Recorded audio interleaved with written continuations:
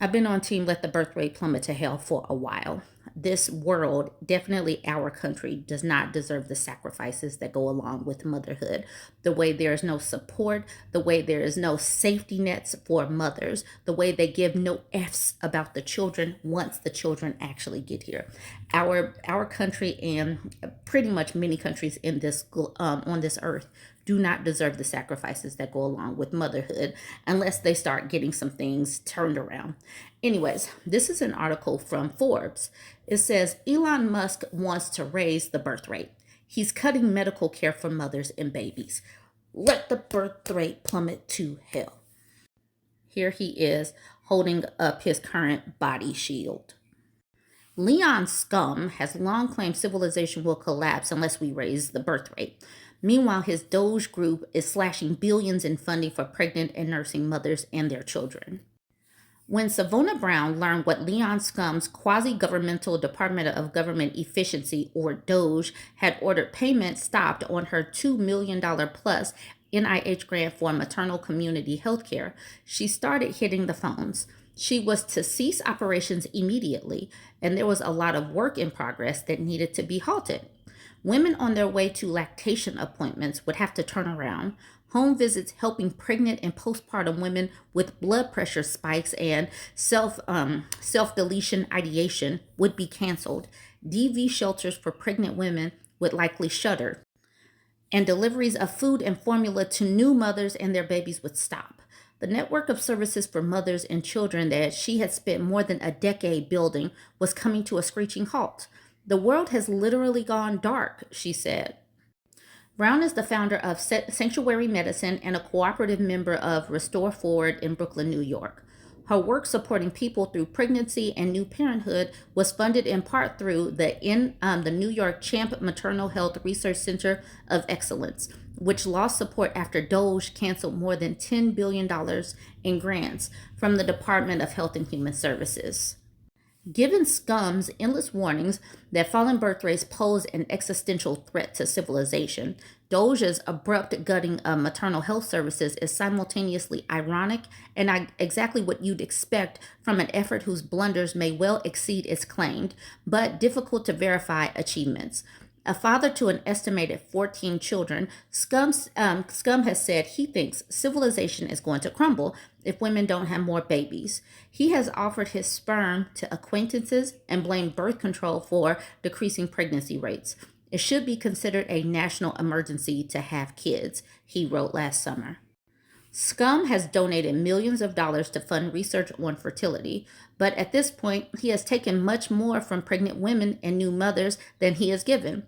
In February, DOGE threatened a 7-year, $168 million NIH initiative to improve maternal health across the state of Michigan. It suspended more than $27 million in grants to women health centers, laid off federal workers running programs for expecting mothers on Medicaid, and canceled $1.6 million in funding for maternal and postpartum care at the Morehouse School of Medicine in Atlanta, Georgia.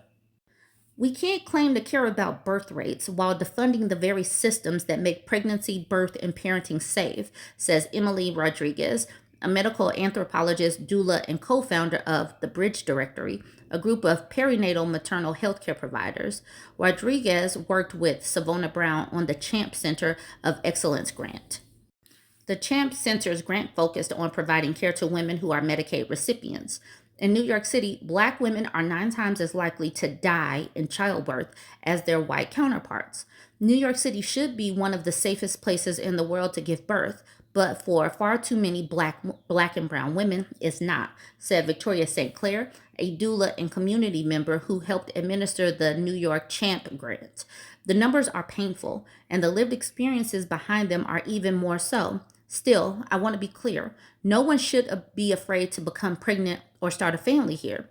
We believe every person deserves to bring life into this world without risking her own.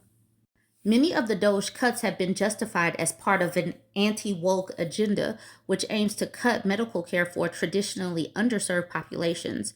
We got word that there were words that we had to eliminate out of our grants, like women and Black and undocumented, underserved immigrants, Rodriguez explained. It's not just censorship that's at stake, it's erasure. Whatever their intent, the cuts are likely to worsen healthcare for mothers and children of all races and ethnicity, said Leslie Root, a professor at Colorado University and associate director at the school's population center. Root pointed to a recent gutted team at NIH that until recently administered the long-standing Pregnancy Risk Assessment Monitoring System, or PRAMS study. I did talk about the PRAMS study. The team conducted tentpole research on unexpected infant deaths, previously known as SIDS, or sudden infant death syndrome. Anyone who's had a kid who's gone through those early days of parenting knows the terror of getting your baby to bed and waking up with the jolt asking, are they still breathing? Trump, like scum, has expressed a desire to help Americans who want to start a family. I'll be known as the fertilization president. That does not sound weird at all. He said last week as scum's DOGE cut funding to the Health Resources Services Administration's Maternal and Child Health Bureau and the NIH's National Institute of Child Health and Human Development and the CDC's Division of Reproductive Health. A recently departed staffer from the CDC described layoffs at a team in the Division of Reproductive Health working on a set of federal guidelines for the safe use of contraceptives. Guidelines that are essential to ensuring safe pregnancy in women with conditions like diabetes, high blood pressure, lupus, and MS. The guidelines can be the difference between these women being able to safely start families or not, and in some cases even save their lives. The DOGE cuts have also decimated programs for children's health.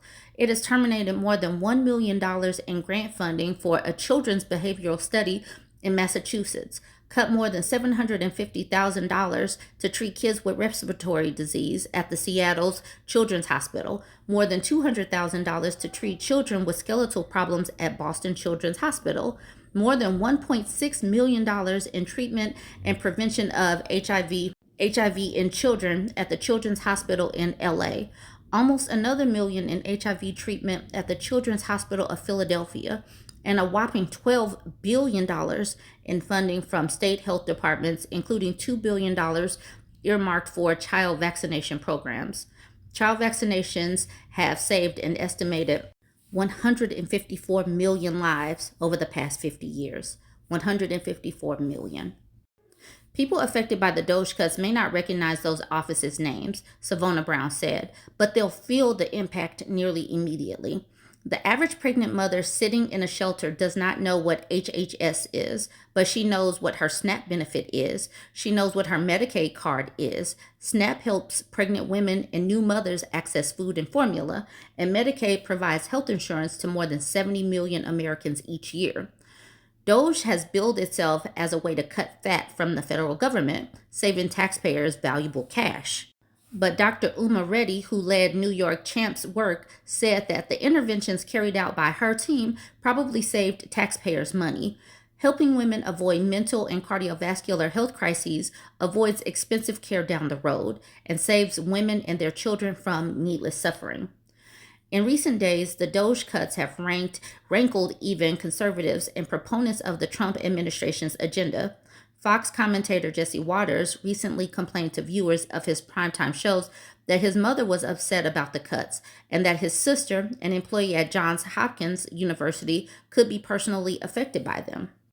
In the meantime, Savona Brown's network of healthcare providers are trying to pick up the slack. We're taking food out of our own fridges. We're sharing. We're doing mutual aid. We have to show up for people. We can't leave them alone. We can't have a mom who can't nurse or breastfeed without formula. We are making it happen, and that's straining our families and our communities. Even before reading this, I was already team let the birth rate plummet to hell. But the way they are taking away social safety nets left and right and calling them woke and all of that, they're putting these buzzwords on there to feed their base the red meat, like, yeah, let's trim the fat. But these are people's real lives. These people are taking money. They're taking access to healthcare services. For what? Why are they doing this? Cruelty is the point. This is the reason why I will continue to say, let the birth rate plummet to hell. This country does not deserve babies right now. Let them feel it. Let the numbers plummet. Let me know what you think.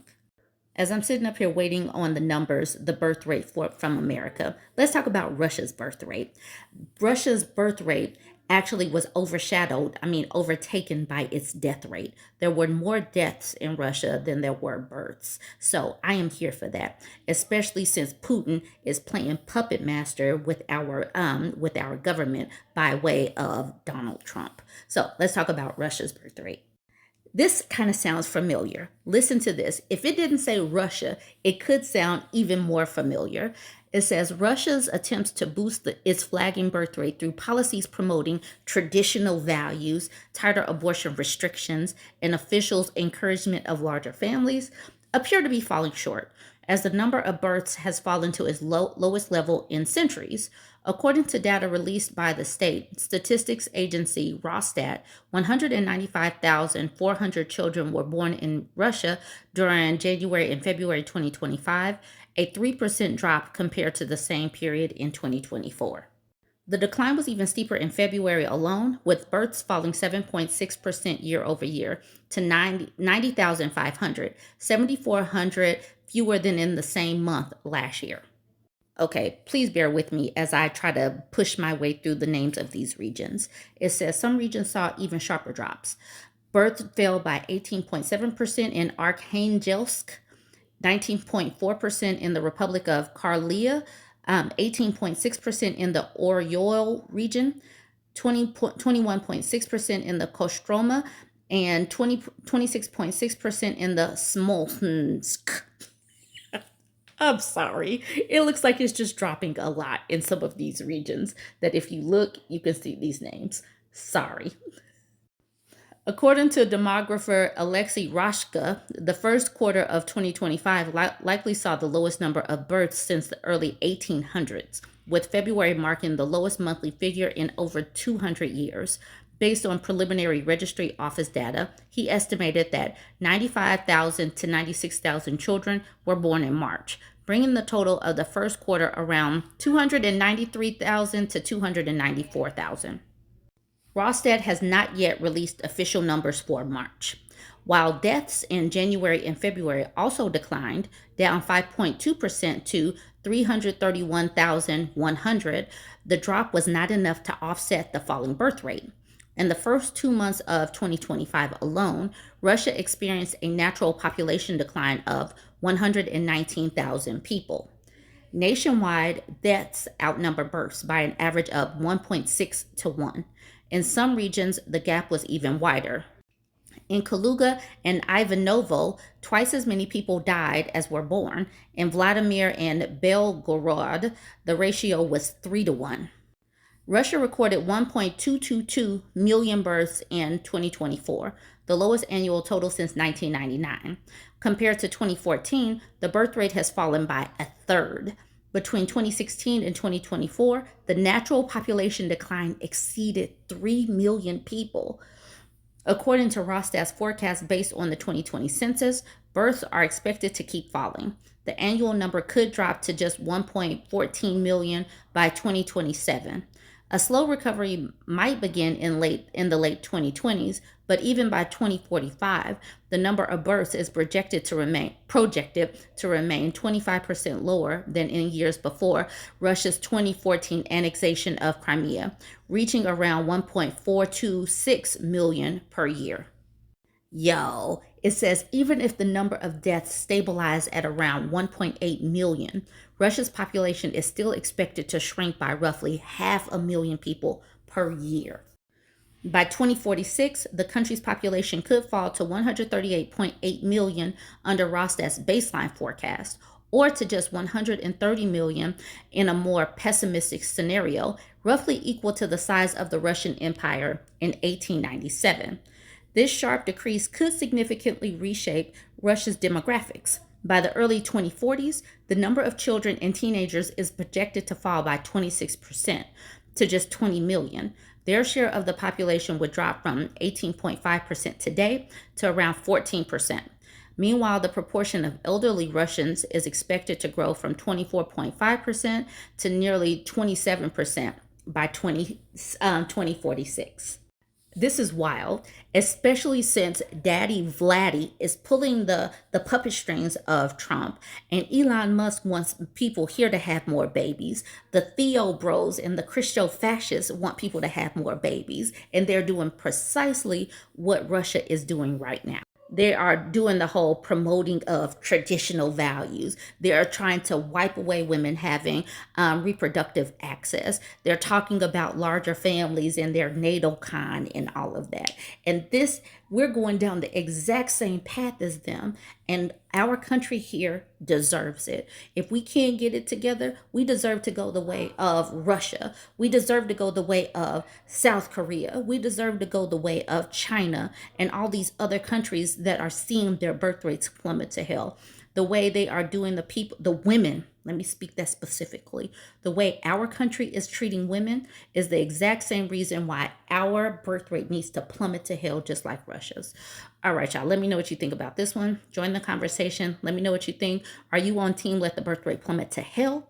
Or are you on team, yeah, y'all can go ahead and have some babies and stuff? Let me know where you fall.